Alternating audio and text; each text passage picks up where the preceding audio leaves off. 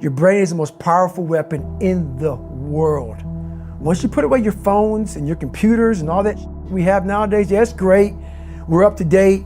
But your brain is the only thing you have when you're going through depression, when you're going through hard times, when you're going through death, real life. You can't Google that, man. You're alone. You're alone. You may have a shrink you're going to, you may have a best friend you're going to, but there's 24 hours in the day where you're alone in this brain, and your brain is talking to you in all kinds of ways, and it wants to control you and pull you in these different pockets. If you can't control your own brain and your brain controls you, you got to tell your brain where you want to go and how you want to go and how you want to get there. You got to control it. If not, it's over. What existed for me was, okay, man, how am I going to make this work? And all I knew back then was hard work. The only way anything gets accomplished. That's all I heard back in those days. You got to work hard. You got to work hard. I'm not getting I can't get this paragraph. I can't remember what the is in this paragraph to pass this test to get in the military. Read again. Still not getting it. Read again. But if you're not getting it, write it out. And that's how I started learning. Okay, well, I got to write out everything I do. And then write it out again. And write it out again. And guess what happened? I got it.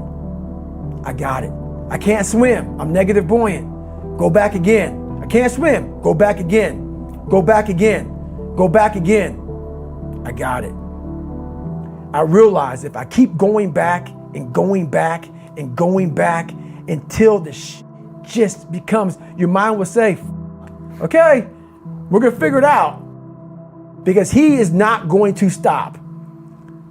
It's not like I'm going to try one more time. No, it's just like alarm clock goes off, boop, we're going back. I can't read right, we're going back. I gave myself no way out, and my mind realized that. They said, okay, we're going to adapt and overcome now. Like a lot of people say, trying hard. Your mind knows, man. It knows this guy's bullshitting me, man. This guy's lying. There's no truth behind it. When I was in Navy SEAL training, people go, how were you there for 18 months? The program was only 6 months long. You were in 3 hell weeks in 1 year. No one's ever done that. How did you do that? I talk about the new norm. When I lived in a $7 a month place when I was growing up for a short period of time, I loved it. I didn't know any different. That was my norm. Once we moved out of that place, we moved to a $236 a month place. I was like, I never want to go back to that little piece of shit.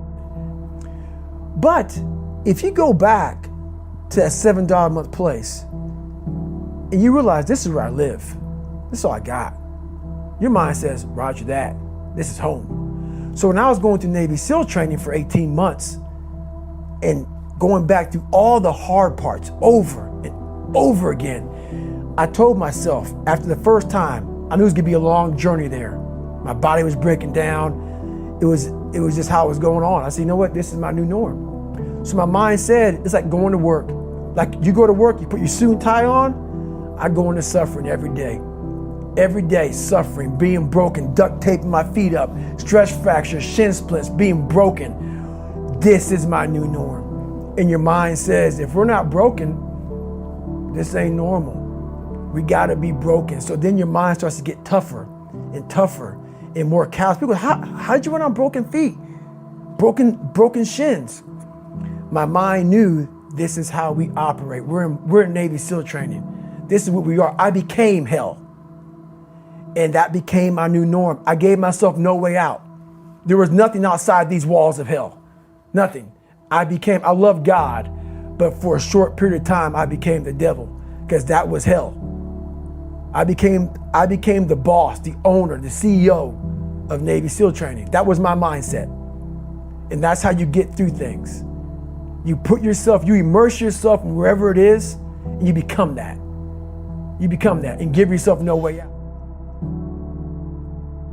When I was 297 pounds and I was fat as hell trying to be a Navy SEAL, the scariest thing in the world to me, even to this day, was that could have been the rest of my life.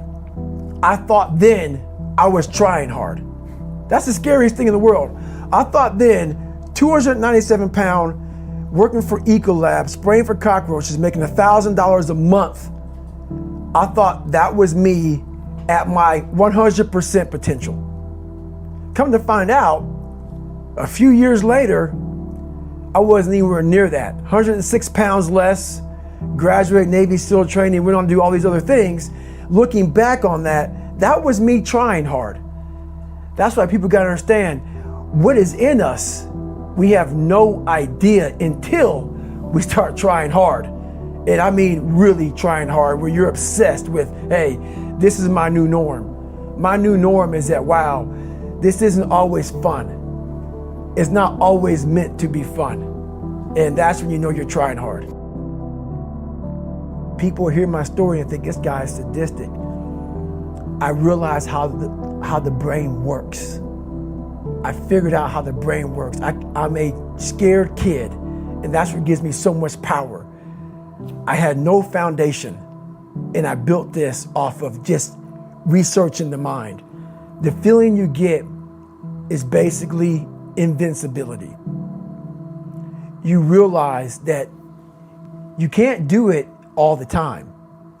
When you need to do it, I know I can go to a place that I can live in. And when you know that you can run on broken legs and you can do certain things that a lot of people can do, but they're not willing to do, this power, this sympathetic nervous system of fight or flight, and you're fighting, it gives you this charge of energy of when you're sitting there at 3:30, 4 o'clock in the morning and you're duct taping your feet up because they're broken, and you're doing it by yourself, and you're going through arguably one of the hardest training in the world.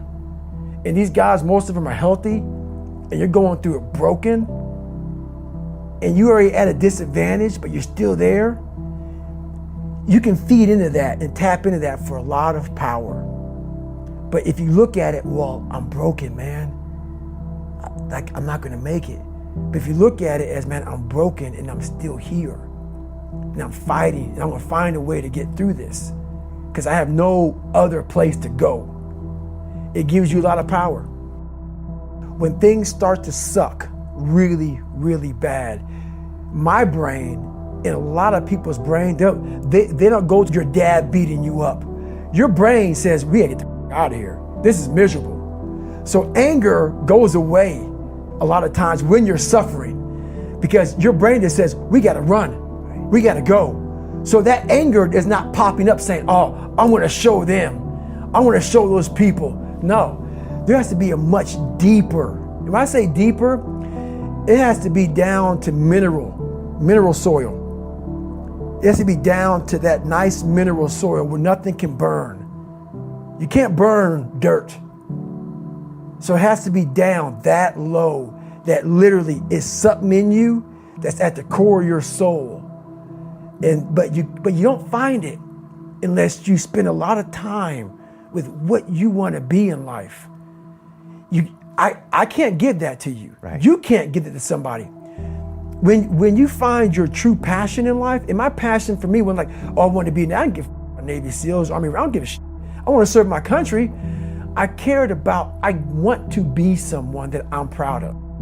I want to look at myself in the mirror because I was so disappointed. That accountability mirror I talk about, I was so disappointed in what I saw every day. I wanted everybody to love David Goggins. And a lot of people did. I didn't love myself. But I knew a lot of us want to find peace first. So people say, man, you always talk about this suffering and pain and I'm at peace right now because I went through that. Right? You don't find peace first. If you do, Merry Christmas. More power to you. More power to you.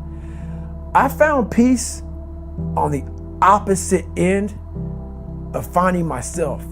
And no one really finds themselves without going through trials, tribulations, suffering, accountability.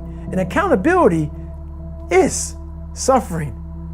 Being accountable every day for doing right for yourself, for the people next to you, it's miserable. It's hard. So, even the smallest details.